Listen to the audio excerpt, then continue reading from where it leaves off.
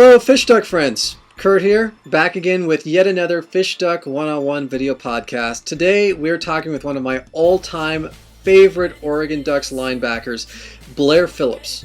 Blair came to Eugene in 2005 as a JC transfer from Mississippi Gulf Coast College, and he quickly made an impression, starting with a clutch interception against Arizona State in 2005 that sparked Oregon's comeback. And of course, not only was he a vital cog in the defense from that point forward, he's the one who blocked the field goal at the end of the 2006 Oklahoma Sooners game that we will always remember, not just for an onside kick. I didn't see the refs block that at the end. So, you saved the game that day, one of just many plays he made as an Oregon Duck. He then spent 2 years playing in the NFL and is now a high school coach in Louisiana. Blair, thank you so much for taking some time out to talk to us today. Hey, thanks for having me, man. I really appreciate the opportunity to get back and say something to the fans, because I know most of the time we don't get a chance to say thank you. So this is one of those ways to do it. But thanks to all the fans and everybody that helped support while I was in Eugene. For the 2 years that you were at Oregon, people thought you were someone else. In that you were one of the few players on teams with braids that you still have. And there was a certain other player that was quite recognizable, quite a personality on the team. My question to you is, I know a lot of kids came up to you and asked if you are Justin Finnessy and asked for your autograph. How many times did Justin Finnessy was asked if he was Blair Phillips? I don't think he was asked at all, ever. Maybe if he came back, during my senior year. But aside from that, I really don't think he was ever asked, because he did a whole lot more before I got there. But I really hope when he came, because I remember him there for a couple of games during my senior year. But I really hope that when he got there, people asked, "Hey, Blair Phillips, give me an autograph." Because I had to go, man, I went through so much when I first got there. Just Finnessy. Oh, you're not Finnessy. And they get upset with me. I'm sorry. I'm not him. I'm sorry. Did you ever actually sign autographs of Justin Finnessy? Yeah.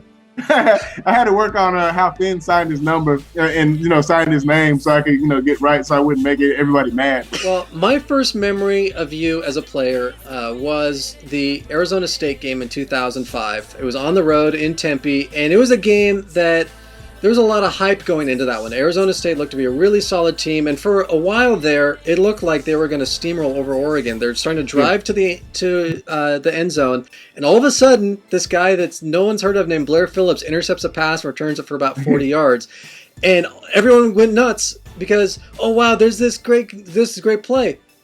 Who's Blair Phillips? Arizona State. I remember, it was a national game. I think they were televising the game. And I remember the Arizona State's linebacker making an interception, and he ran it back, or almost scored, but he ran it back pretty far. And I remember Demetrius Williams having a really good game, and I remember seeing Terrence Whitehead dive for the corner end zone. He gets spun in a helicopter, spinning around the pylon.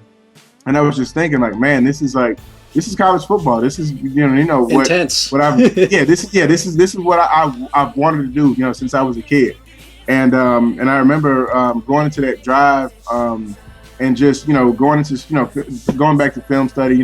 These situations, they were like these routes, and they're gonna run this guy's gonna do that, and whatever. And then the coverage we called. I think we were in cover 2 actually, and I'm usually the deep middle of the field. And I remember jumping a route earlier in the game when there was a route that came behind me. And I just remember to be patient, sit back.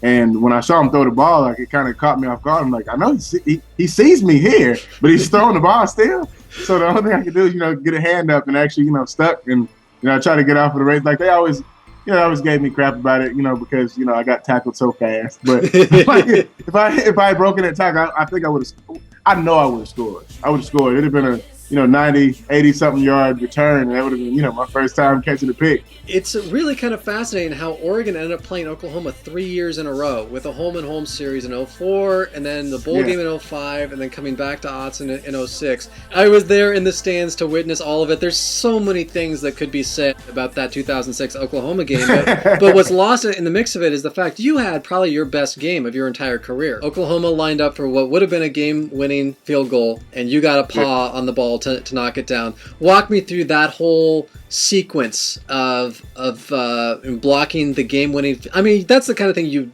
dream of, to be able to make the final play of the game?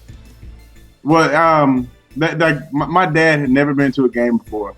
We were not in Oregon, and he finally got a chance to come out, and so he's in the stands, and I'm just thinking to myself, like, man, I got to have a great game. My dad's here, got to perform well. I'm expecting my son.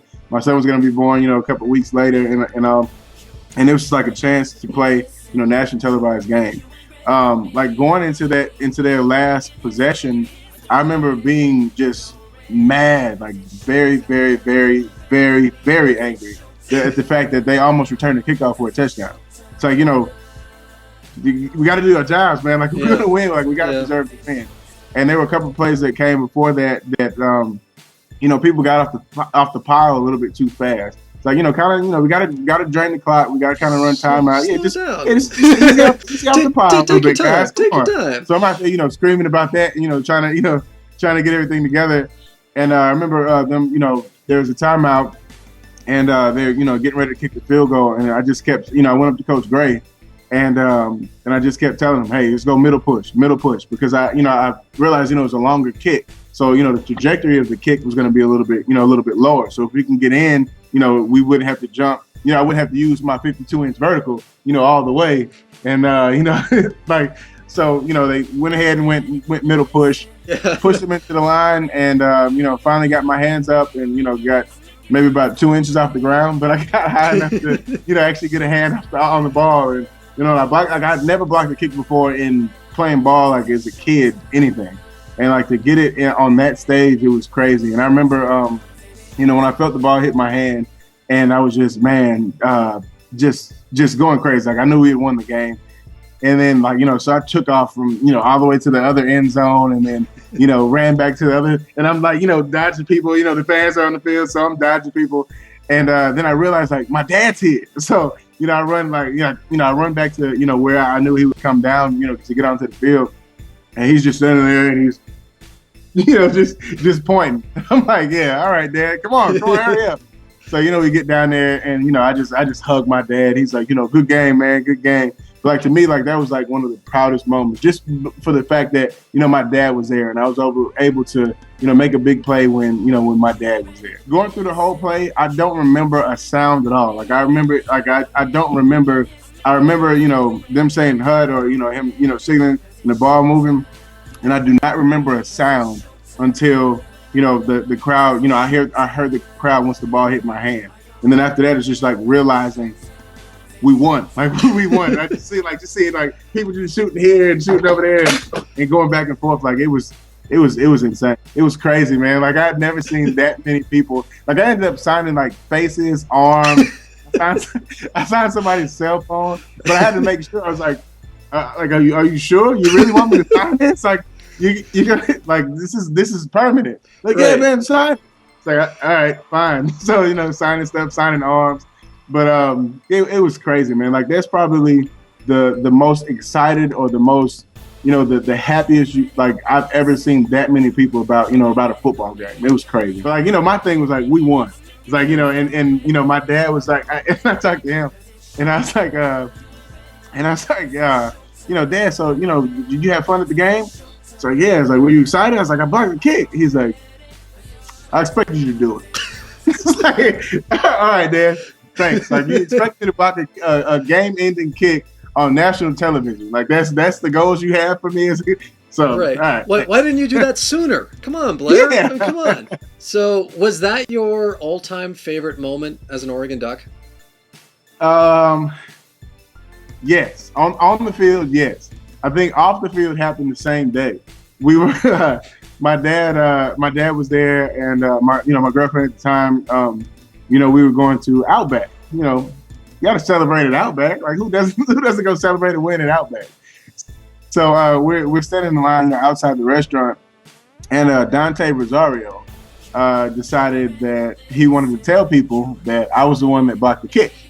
So, it's a long line. Everybody's there, sitting outside. It's like, 30, 45-minute wait just to get in. So, you can imagine, like, the line of people sitting outside on the porch of the restaurant.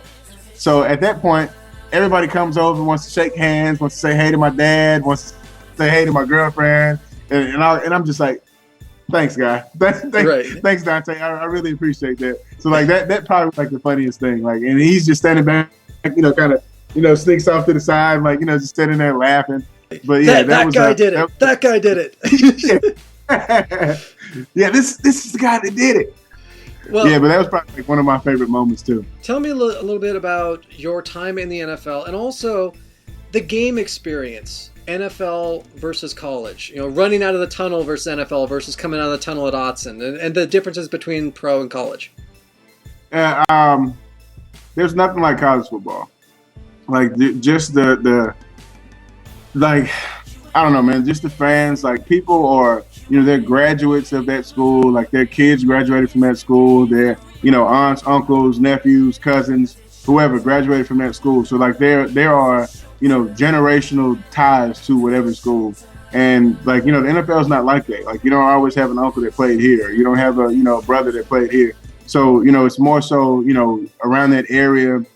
This is the team that I'm with, so this is, the team I'm going to go for. So for me, like the rivalries, the games, like the love for college football teams are more intense than the ones for pro football teams. And just coming out, like, like there's not as, like the excitement is like it's still there for, NFL games, but it's a little bit different from having, college students, screaming for guys that they know. And, guys that have to pay, $200 for a ticket to scream for players that, change every other year. So, right. I'm a huge fan. Like, I'm a bigger fan of college football than I am of the NFL. How are you enjoying being on the other side of the whistle these days? You can be the one who dishes out the punishment as opposed to taking it now.